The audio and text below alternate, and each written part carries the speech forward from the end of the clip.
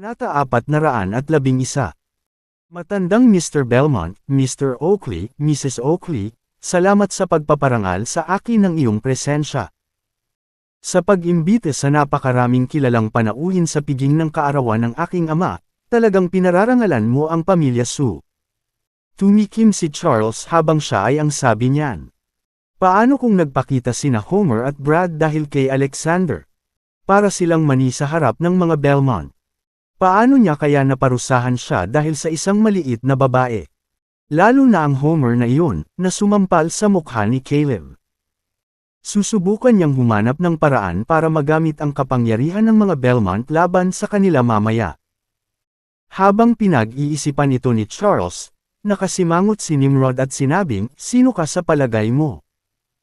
Kailangan ba para sa akin, Nimrod Belmont, na magpakita sa iyo ng anumang paggalang? Kahit na si Nimrod ay nakayuko lamang ang kanyang ulo at humingi ng tawad kay Alexander, hindi siya pushover.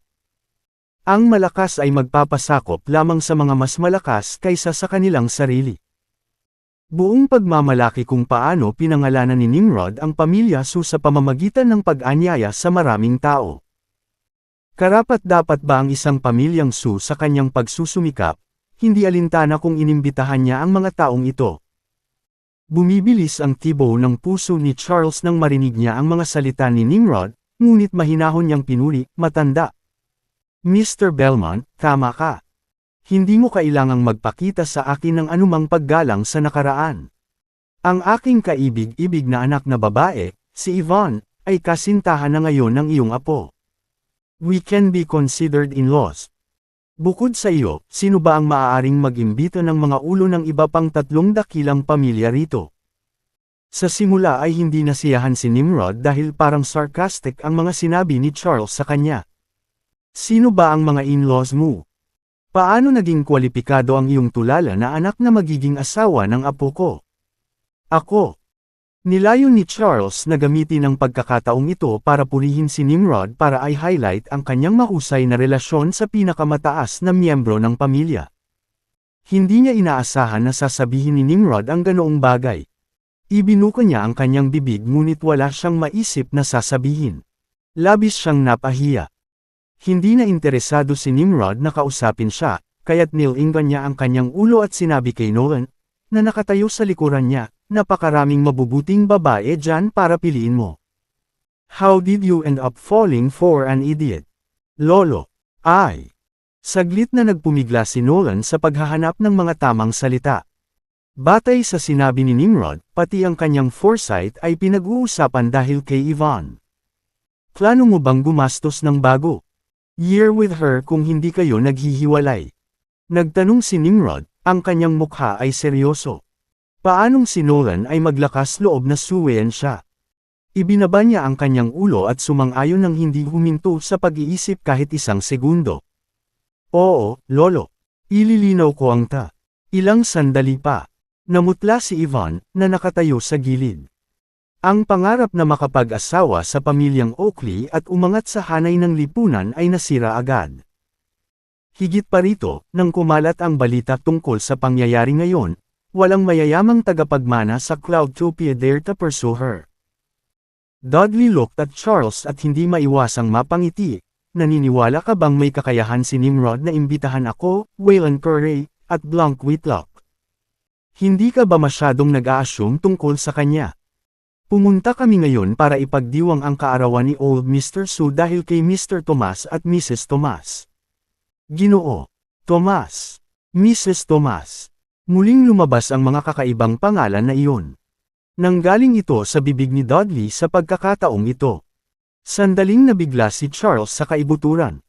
Kaya pumunta dito si Dudley at ang iba pa dahil kina Alexander at Julia. Hindi yun maisip. Siyempre, siya. Hindi lang ang nahirapang paniwalaan ito. Sina Caleb, Lincoln, Madam Su, at lahat ng mga kamag-anak ng pamilyang Su ay lahat ay nagpakita ng hindi makapaniwalang mga tingin. Kabanata 412. Hindi mapakali si Dudley sa mga taong iyon, kaya sinabihan na lang niya si Judy, na nakatayo sa malapit, na ihatid ang mga inihandang regalo kay Old Mr. Su. Pagkatapos, nakangiting sinabi niya, Leon, hiling ko sa iyo na mahaba at maligayang buhay. Naway maging makulay ang iyong buhay at lumipad ang iyong mga pangarap. Palagi kang malugod na tinatanggap sa mga shepherds mula ngayon. You are welcome to come any-ever and as often as you like. Natigilan ang lahat sa silid ng marinig iyon. Hindi lang ito pupunta sa isang piging sa kaarawan, hindi ba? Ang sinabi ni Dudley ay nagpapahiwatig na itinuturing niya ang matandang Mr. Su bilang isang kapatid. Malapit na ang tagumpay para sa pamilya Su kung patuloy ang mga bagay-bagay. Mula ngayon, tiyak na pupunta ako sa iyong bahay kung kailangan ko ng payo. Sana hindi mo ako ituring na abala sa oras na iyon. Anong kalokohan ang pinagsasabi mo? Tuwang-tuwa ako kung dumating ka. Dudley added with a happy face. Waylon, Blanc, and the others then asked their juniors to present birthday gifts, and their speeches echoed Dudley's. Nang ihatid ni Alexander ang reg-along inihanda niya, ang maneskrito ni Leonard York, kay old Mr. Su, siya ay kaya kinuha ito na hindi niya ito maibaba. Binigyan niya si Alexander ng isang taos-pusong tingin ng paghanga na halos umapaw. Kasunod ng masayang kaganapan sa pagbibigay ng regalo, personal na inimbitahan ni matandang Mr. Su ang lahat sa mga mesa. Natural na sinamahan ng pamilya ni Alexander si old Mr. Su, Dudley, Waylon, Blanc, at iba pa sa main table. Kahit si Madam Su ay maatasan lang na maupo sa katabi nilang mesa.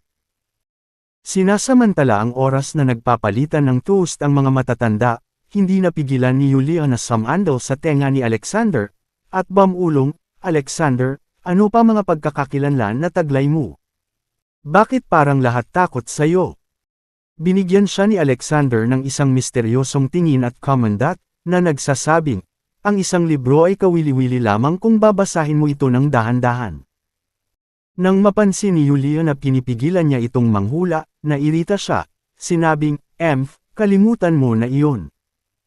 Hinding-hindi kita ituturing na isang libro o maglalaan ng oras sa pagbabasa nito. Hindi napigilan ni Yulia ang pagpout habang sinasabi ito. Si Micah, nakaupo sa tabi niya, ay napabulalas, Mommy, humihingi ka ba ng kiss kay Daddy? Gusto ko rin.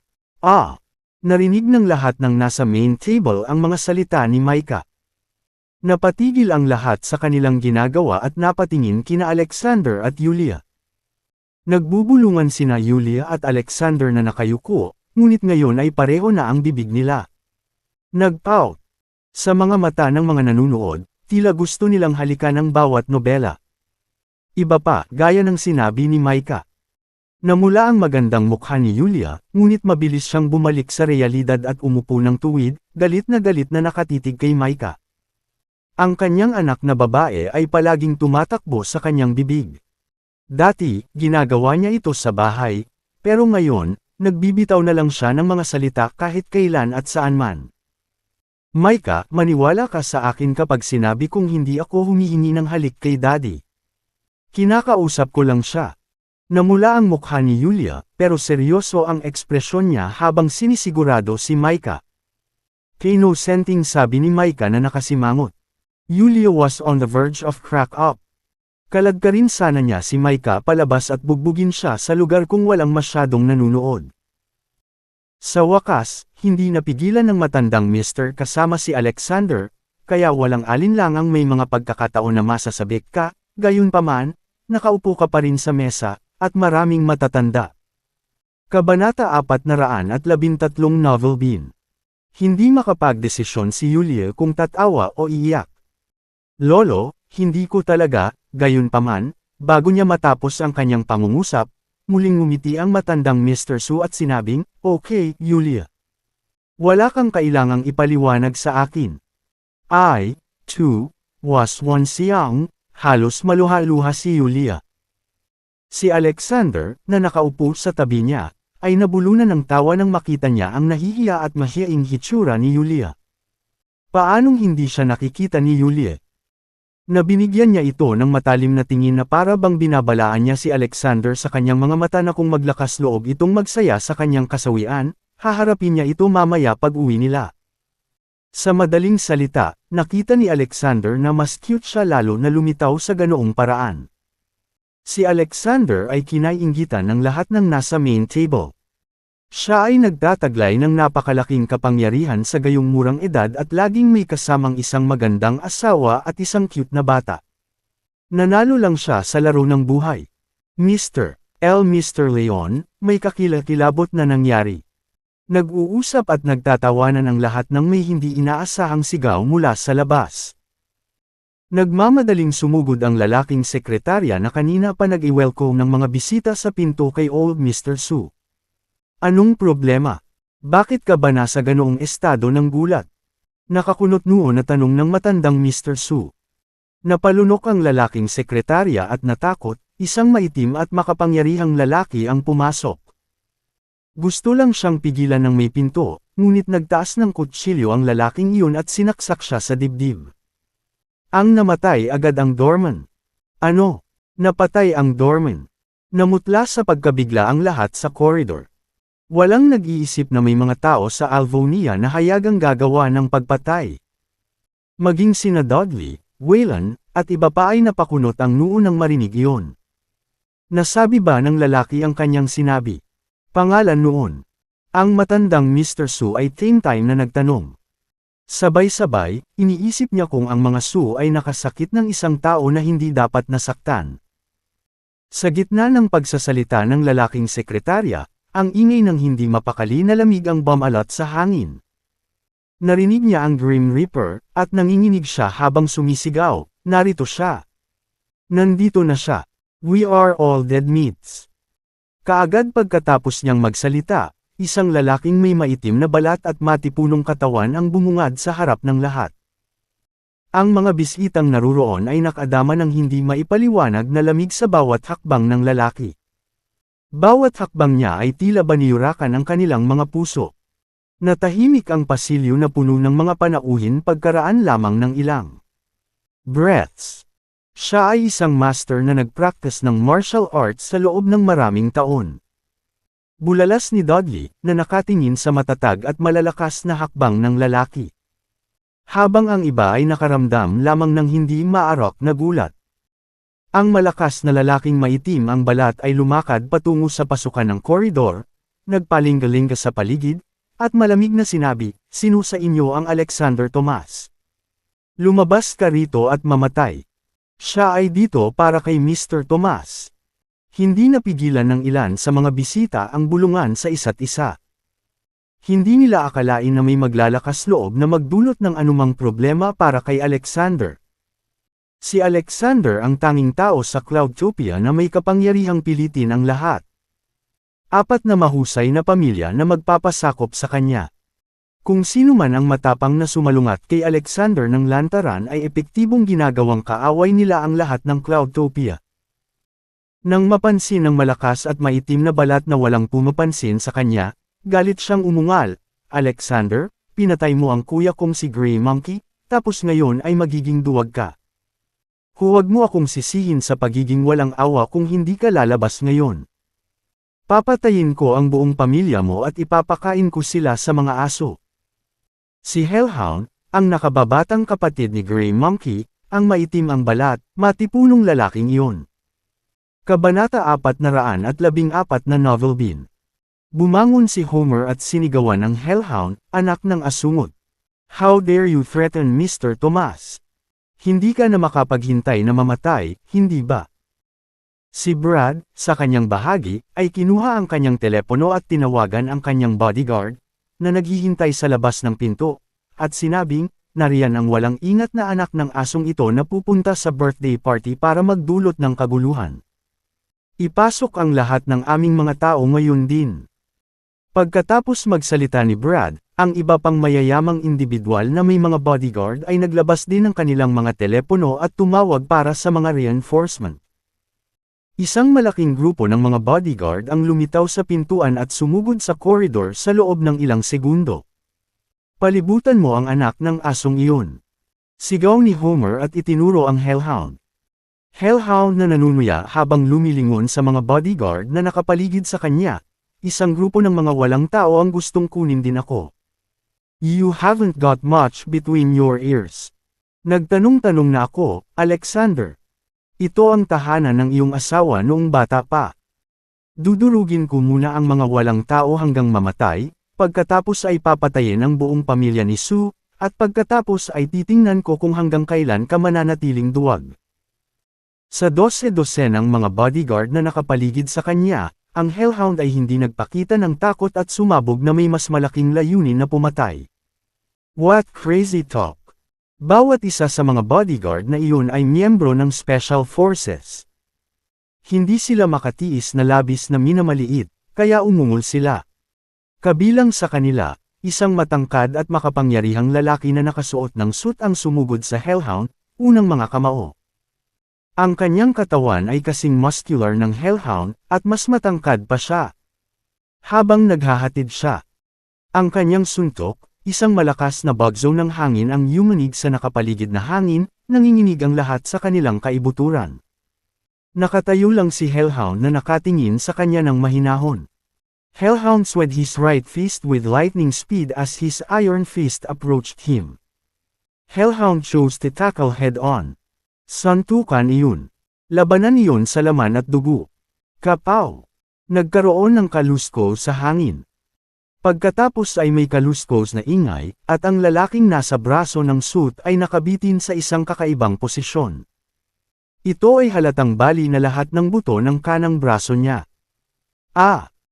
Ang lalaking nakasuot ay nakagawa lamang ng isang maikling sigaw bago itinulak ng malakas na puwersa sa likuran ng buong katawan niya sa kabilang direksyon. Boom! Ang katawan na tumitimbang ng mahigit 200 pounds, bumangga sa kahoy na bangko sa tabi ng koridor, nabasag ito. Lalong nasaktan, ang lalaking nakasuot ay tuluyang nahimatay. Hingal. Lahat ng dumalo ay napabuntong hininga nang makita ang sitwasyong ito, lalo na si Brad. Sa kanyang mga bodyguard, ang lalaking nakasuot ay ang pinaka may kakayahang lumaban. Madali niyang itumba ang 20 o 30 individual sa kanya. Sarili, hindi banggitin ang isa laban sa 100. Napakalakas niya, ngunit sa isang suntok lang, agad siyang pinatay ng Hellhound. Sino ang may kakayahang pigilan ako? Mayabang na tumawa si Hellhound at pumunta sa old Mr. Sue, na nakaupo sa main table. Tigilan mo siya. Nagtatakang sigaw ni Homer. Lalapit na sana ang ilang bodyguard, ngunit bago pa sila makapag-react, ibinuka ni Hellhound ang kanyang mga kamao, yumuko sa kaliwat kanan, at sinampal sila ng square sa mukha. Parang basahan. Hindi namumula ang mukha ni Hellhound, at hindi rin siya hinihingal. Tila madali niyang nalampasan ang mga taong iyon. Ang natitirang 30 o higit pang mga bodyguard ay natakot, ngunit hindi sila maaaring umatras sa harap ng mga amo. Sabay-sabay tayong umatake. Sabay kamao sa Hellhound. Nobody is just nobody. Sila ay isang grupo ng mga walang tao, gaano man karami ang mayroon, Hellhound sneered. Mahigit sa 30 bodyguards pinalibutan siya, casting a shadow over him. Kabanata 415. Biglang narinig ang isang malakas na hiyawan. Bastos ka! Nagulat ang mga bisita, at hindi maipaliwanag na takot ay bumangon sa kanilang mga puso. Pakiramdam nila ay tinutukan sila ng isang uhaw sa dugo na hayop. Sa sumunod na sandali, isang malakas na sampal ang bumalot sa katahimikan. Boom! Boom! Boom! Higit sa 30 bodyguard ang itinapon pabalik sa lupa, mga 7 hanggang 8 metro ang layo ng sabay-sabay. Lahat sila ay nagluwa ng dugo at nagungol. Halatang halata, sila ay nagdusa ng malubhang panloob na pinsala. Nang makita iyon, ang mga bisita ay napabuntong hininga. Siya ay nakakatakot. Kung tutuusin, hindi mga ordinaryong tao ang mga bodyguard na iyon. Sila ang Special Force Army na may karanasan sa pakikipaglaban. Kung hindi sila magiging bodyguard ng malalaking putok. Gayunpaman, hindi nila kayang labanan ang Hellhound kahit na inatake nila siya sa isang grupo. Malaki ang agwat sa pagitan nila. Kailangang aminin ng isa na tama ang sinabi ng Hellhound. Ang mga bodyguard ay walang halaga na kumpara sa kanya. Sa puntong iyon, lahat ay tumingin kay Alexander. Mr. Thomas. Bulong ni Homer. Noon, nagsimulang kabahan si Leon at ang iba pa. Para naman kay Nimrod at sa kanyang mga tauhan, nagsimula silang ngumisi ng hindi mahahalata. Alexander, masyado kang mayabang, at nakakasakit ka ng taong hindi mo dapat sinaktan. Dumating ang lalaking ito para sa iyo. Hindi ka makakatakas ngayon. Nang makitang papalapit si Hellhound, napasigaw si Ivan sa takot. Siya si Alexander. Ang taong hinahanap mo. Ang babae at ang katabi niyang babae ay ang kanyang asawa at anak na babae. Hindi namin alam kung paano at bakit niya pinatay ang babae. Kapatid mo. Kailangan niyang bayaran ang kanyang ginawa. Maaari mong patayin silang tatlo pero huwag mong patayin ang mga inosenteng tulad namin. Tinuro naman ni Ivan si Alexander. Wala siyang pakialam sa buhay niya. Sa totoo lang, gusto niyang mamatay si Alexander. Iniwan siya ni Nolan dahil kay Nimrod, at isinisisi niya ang lahat ng iyon kay Alexander. Si Alexander ang sumire sa kanyang pangarap na magpakasal sa isang mayamang lalaki, at gusto niyang si Alexander ang magbayad para dito. Ivan. Napatingin sa kanya si Leon, galit na galit na galit na galit. Dad, bakit mo pa rin siya pinuprotektahan? Galit na galit si Charles. Nakapatay siya ng kapatid at sinira ang birthday party mo. Mamamatay tayong lahat kung patuloy mo siyang protektahan. Tumikim din si Caleb. Tama. Bilang lalaki, bakit siya nagtatago sa pamilya Sue? Dapat managot siya sa ginawa niya. Sinampal ni Homer si Caleb dahil sinaman niya si Julia. Kinaiinisan din niya si Alexander. Wala siyang pakialam sa iniisip ni Leon. Lumingon siya sa Hellhound at sinabing, Hoy, maaari kang maghiganti sa sinumang pumatay sa iyong kapatid. Hindi ka pipigilan ng pamilyang Sue. Ngumisi si Madam Sue, na nakaupo sa katabing mesa. Leon, I think that's the bottom line. Ikaw. Hindi laging mapoprotektahan si Julia at ang kanyang pamilya. Sige na kung gusto mong ipagsapalaran ang buhay mo, pero huwag kang manggahas na ilagay din sa panganib ang buhay natin.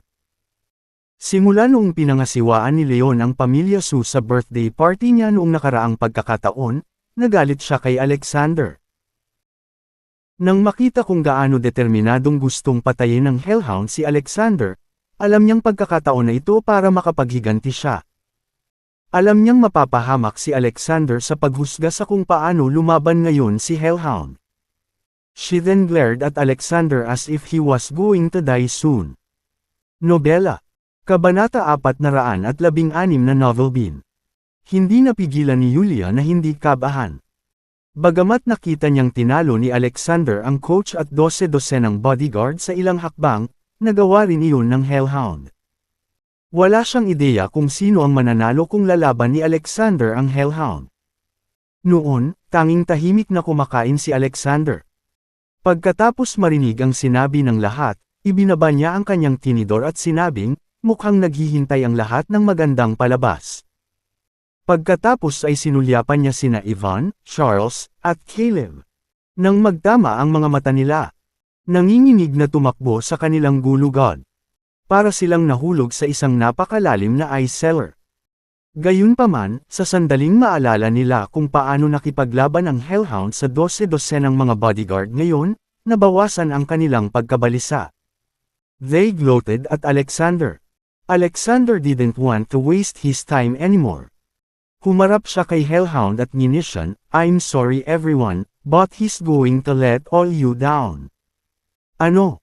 Matagal bago mag-react si Ivan at ang iba pa bago nila maintindihan ang ibig sabihin ni Alexander. Ang ibig ba niyang sabihin ay kaya ng Hellhound? Kill him. Alexander, itigil mo na ang pag-iisip ng masyadong mataas sa sarili mo. Napahamak ka. Hindi mo man lang matatalo ang mga bodyguard ngayon. Sa tingin mo kaya mo siyang kalabanin. Ivan and the rest burst into laughter. Maging ang mga elite at rich men na dumating para kay Alexander ay kinakabahan at pinagpawisan ng malamig. Ngumisi si Hellhound. Alam kong magaling ka. Kung hindi, hindi mo mapapatay ang kapatid ko. Pero mas makapangyarihan ako sa kapatid ko. Puputukan kita para pakainin ang mga aso. Nang marinig iyon, hindi na-trigger si Alexander. Tumayo siya at sinabing, I will give you a chance to fight me. Ngunit huwag gawin ito dito. Ayokong makita ng anak ko ang madugong eksena. Ngumuso si Hellhound. Ano? Natatakot ka ba na ang mangyayari mamaya ay matakot siya? Kalokohan.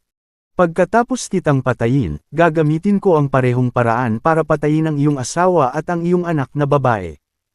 Dahil doon, sinulyapan ni Hellhound si Yulia. Saka siyang umiti ng nakakaloko nang makita ang mukha nito. Wow, ang ganda niya. I think papatayin ko muna yung girl at itatago ko tong babaeng ta hanggang dulo. I'll kill her after I fuck her.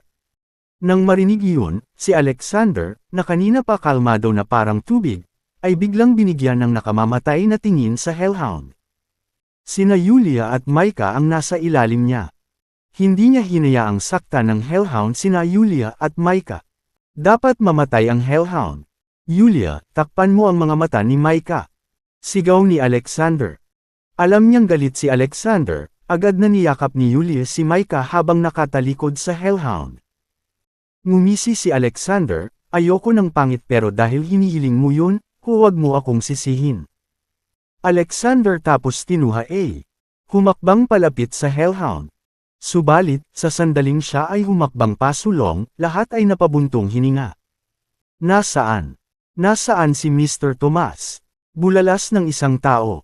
Biglang nawala si Alexander sa kinatatayuan niya. Kabanata 417. Napabuntong hininga sina Dudley at Judy at matamang tinitigan ang eksenang nasa harapan nila. Batid nila ang kakayahan ni Alexander ngunit hindi pa nila ito nakitang kumilos, na ginawa itong isang nakakapagpabukas na karanasan.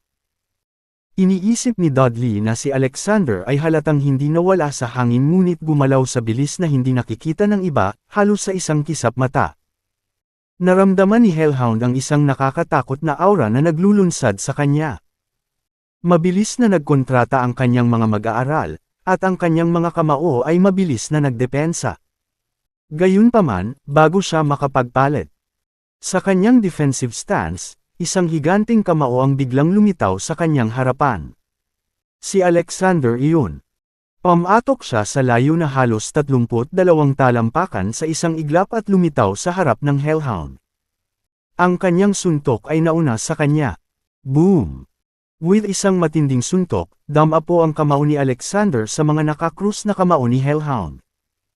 Sa isang kisap mata, hindi na masuportahan ng matipunong mga binti ni Hellhound ang kanyang katawan, at mabilis siyang umatras. Sinusundan ang bawat hakbang habang paatros. Ang mga bitin sa sahig ay mabilis ding kumalat na parang sapot ng gagamba. Hiss! Napanganga ang mga tao. Ang lakas ng suntok ni Alexander ay halatang napakalaki. Nanginginig ang mga kamao ni Hellhound habang ang dugo ay nagsimulang tumulo mula sa mga sulok ng kanyang bibig.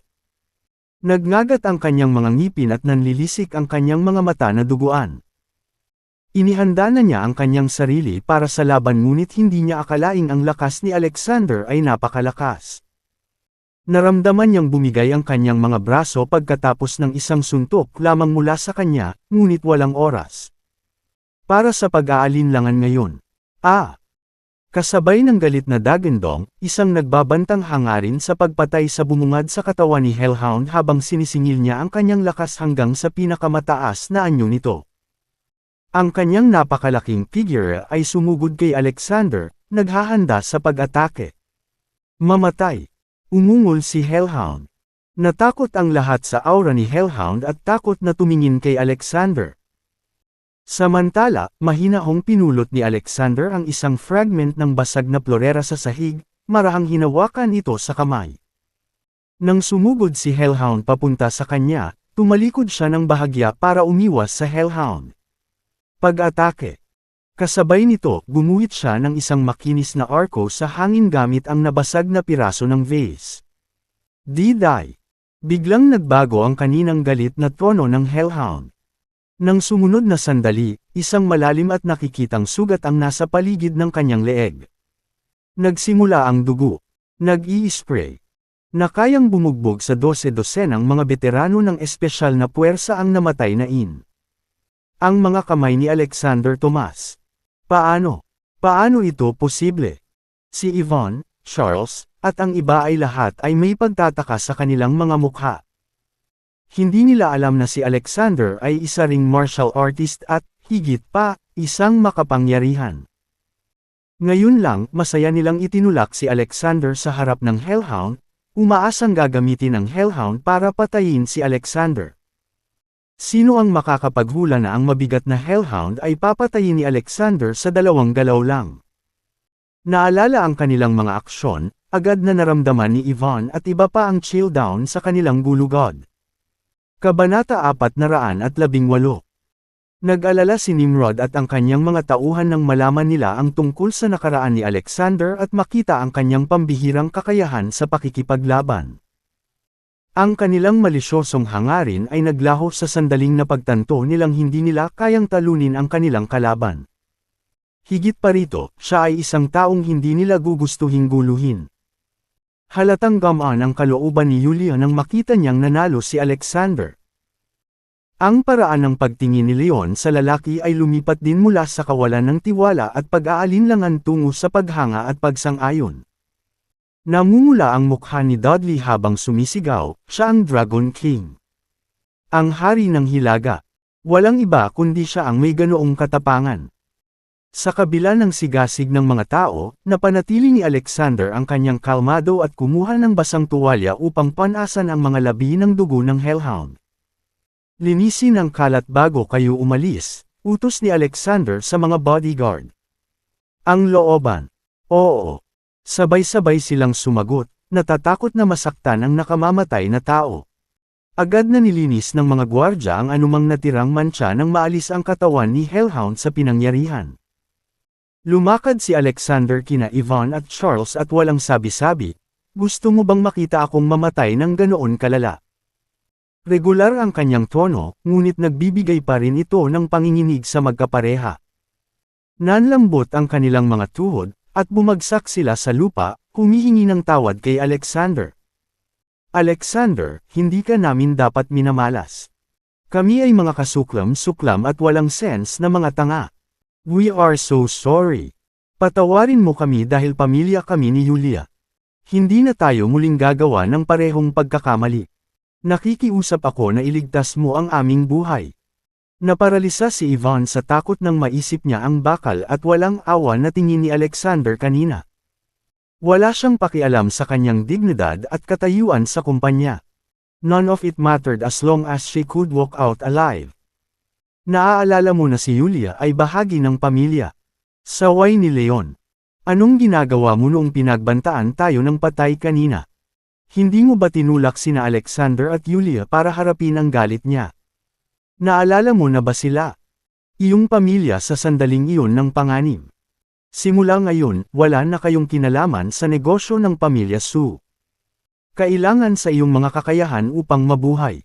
Hindi kita ililibre ng anumang pera o mga pagsubok. Aalis kami sa iyong paraan. Nangangako kami na magiging tapat at matuwid mula ngayon. Same time na tumanggaw sina Yvonne at Charles. Bagamat magiging mahirap ang pagkakakitaan sa hinaharap, at least makakalakad sila ng buhay. Ito ang paraan ni Leon upang matiyak na makakaligtas sila sa pagsubok. Pumayag si Alexander sa pagsasaayos bilang paggalang kay Leon. Gayunpaman, namumuo pa rin siya sa galit kapag naiisip niya. Hellhound. 2 araw ang nakalipas, hiniling niya kay Doya na ihatid ang katawan ni Grey Monkey sa Black Tiger League at turuan si Parker na ibigay si Miles sa loob ng 2 araw. Hindi lamang walang bakas ni Miles, ngunit lumitaw si Hellhound at tinangka siyang patayin. Bukod dito, naganap ang tangkang sa pagdiriwang ng kaarawan ng lolo ni Yulia. Malinaw na hindi natakot si Parker kay Alexander. Naisip ng lalaki, dahil hindi sapat ang katawan ni Grey Monkey para magdulot ng takot, oras na para bumisita ako sa Black Tiger League. Kabanata 419. Nang matapos ang selebrasyon, nagpasya sina Alexander at Yulia na mag-overnight sa tirahan ni Sue para makasama si Leon. Si Micah ay pumasok sa paaralan kinabukasan, habang si Yulia ay pumasok sa trabaho. Pagdating sa gusali ng opisina ng Karim Fashion, sinabi ni Alexander kay Yulia, Pupunta ako sa Troitz County para ayusin ang ilang negosyo. Babalik ako mamaya para sunduin si Micah sa school. Kung mahuhuli ako, aabisuhan kita para magawa mo ang mga kinakailangang pagsasaayos. Bagamat hindi ibinunyag ni Alexander ang layunin ng kanyang paglalakbay, maaari niyang hulaan na ito ay may kaugnayan sa Hellhound.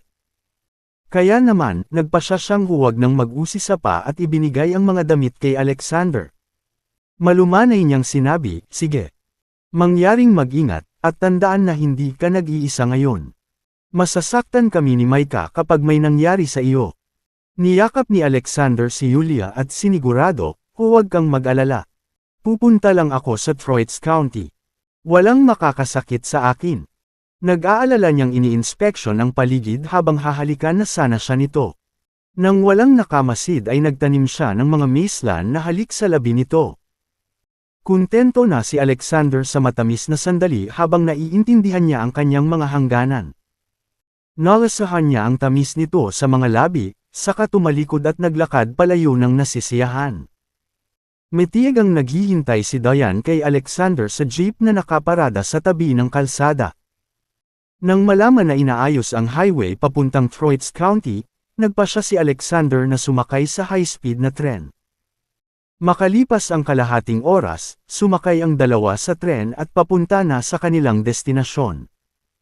Gayunpaman, dahil ang mga tiket ay mga huling minutong pagbili, ang kanilang mga upuan ay pinaghiwalay ng isang pasilyo. Ilang sandali matapos magsimulang yumandar ang tren, si Alexander, na sinusubukang magpahinga, ay nakaramdam ng isang siko. Iminulat niya ang kanyang mga mata at nakita niya ang isang 6 o 7 taong gulang na batang lalaki na sinisipa ang kanyang binti gamit ang kanyang maruruming soccer boots. Bawat sipa ay nag-iiwan ng kakaibang maruming bakas ng paa sa kanyang pantalon. Tila nagsasaya ang bata habang siya ay humahajijek at hinahangaan ang kanyang gawa ng sining. Isang babae sa edad na 30s ang umupo sa tabi niya, at mukhang siya ang ina ng bata. Nakasaksak ang kanyang earbuds, at tila wala siyang pakialam sa maling pag-uugali ng bata. Kaya naman, magalang siyang nagsalita, ang sapatos ay para sa paglalakad, hindi sa pagsipa. Tingnan mo ang dumi ng pantalon ko. Itinaas ng bata ang kanyang kilay at tumingin sa isang tabi, na nagkunwaring walang kamalay-malay sa payo ni Alexander.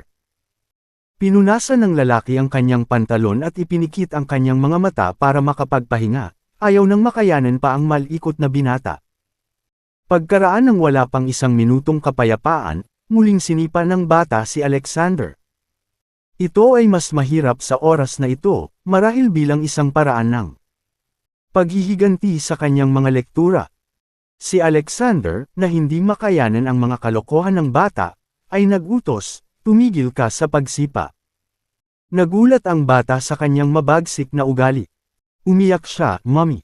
Mommy, pinagalitan niya ako. Binyantaan niya ako na hahampasin niya ako.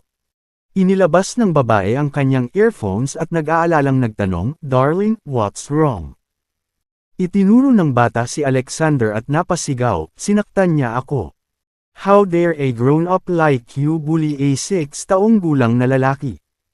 Hindi ka ba nahihiya sa sarili mo? Puno ng puot ang babae habang sinasaway si Alexander. Nobela. Kabanata 420. Ang maliit na bata ay napaungol ng mas malakas pagkatapos marinig ang mga salita ng babae. Ngunit, mula sa simula hanggang sa huli, walang luha ang pamatak. Si Alexander ay naiwang tulala. Ang nakababata ay isang artista, at ang nakatatanda ay walang kabuluhan. Walang habas nilang inaakusahan siya ng pang-aabuso sa isang bata. Wala kang karapatang akusahan ako ng kahit ano nang walang patunay, ma'am. Ang anak mo ang sumipa sa akin. Sinabi ko sa kanya na huwag gawin ito, ngunit nanatili siyang matigas ang ulo. Isa kang ina, ngunit ang ginagawa mo lang ay tumitig sa iyong telepono. Dapat mong turuan ang iyong anak ng mas mahusay. So paano kung nasa phone ko? Hindi kita iniistorbo. Bakit hindi mo hayaang turuan ka ng iyong ama ng mas mahusay sa halip? What a nosy dog. Nagtaas ng boses ang babae na para bang gustong ipakita ang kanyang lakas. Bumaba ang ekspresyon ni Alexander. It was such a small matter. Matatawa sana siya kung ang babae ay magalang na ng tawad. Gayunpaman, palaging may ilang bulok na mansana sa basket na gustong gumawa ng bundok mula sa molehill habang itinapon ang kanilang timbang sa paligid. Walang ideya si Alexander kung gagawin ng iba ang tiisin na lang ang kawalang galang para lang mapanatili ang kapayapaan. Siya, gayunpaman, ay hindi isang taong nagtitiis ng ganoon. Bago makapagsalita siya, naputol siya ng isang magandang boses. May nangyari ba? Isang babaeng attendant na lumapit sa kanyang 20s. Halatang narinig niya ang kaguluhan. Hinayla ng ina ng batang lalaki ang braso ng babaeng attendant habang tinatitigan niya si Alexander. Sinaktan ng lalaking ito ang anak ko. Sumama pa siya sa kaso ko nang lumaban ako. Aabuso sa isang babae at isang bata. Nagbago agad ang tingin ng stewardess kay Alexander. Inabot ni Diane na nasa kabilang aisle ang kanyang cellphone sa babaeng stewardess. Tingnan mo sa sarili mo kung ano talaga ang nangyari. Malamig na sabi niya. Nagsimula na pala siyang mag-record simula noong unang beses na binalaan ni Alexander ang bata. Alam na agad ng stewardess kung sino ang umarte. Hindi siya nagdalawang isip na humingi ng tawad kay Alexander, pasensya na po sir. Muntik na akong ma-misjudge sa iyo sa pagmamadali ko. Sa kanya ibinalik ang atensyon sa babae. Ma'am, ang anak niyo po ang nag-iinarte laban sa lalaki. Akmang ibubuka ng babae ang kanyang bibig para makipagtalo, isang lalaki ang hamarang. Anong nangyayari? Bakit lahat ng tao tambay dito? Stop scaring my wife and kid. Nilapitan ng isang lalaki na kasing edad ng babae at hindi nasisiyahang nagtanong. Pagkakita pa lang niya sa kanya, agad na tinawag ng babae ang lalaki. Kung hindi ka makapunta dito, ililibing tayo ng buhay ng mga taong ito. Anong nangyayari? Lalong lumalim ang kunot ng kanyang mga kilay. Karagdagang. Bigkas agad ng babae ang hidwaan kay Alexander sa paraang binaluktot ang katotohanan. Hindi napigilan ng stewardess na magsalita, Sir, hindi ganoon ang nangyari. Ang anak mo ang unang sumipa sa ginoong iyon. At magiliw na pinagsabihan siya ng ginoong iyon. Hindi pumayag ang iyong asawa at hiniling niya na turuan siya ng kanyang ama ng mas mabuti. Hindi ba yan ay katulad ng pagsasabi na ang Ginoo dito ay walang kultura? Maliit na bagay lang ito. Hindi rin itutuloy ng lalaki ang mga ito. Bagay na iyon.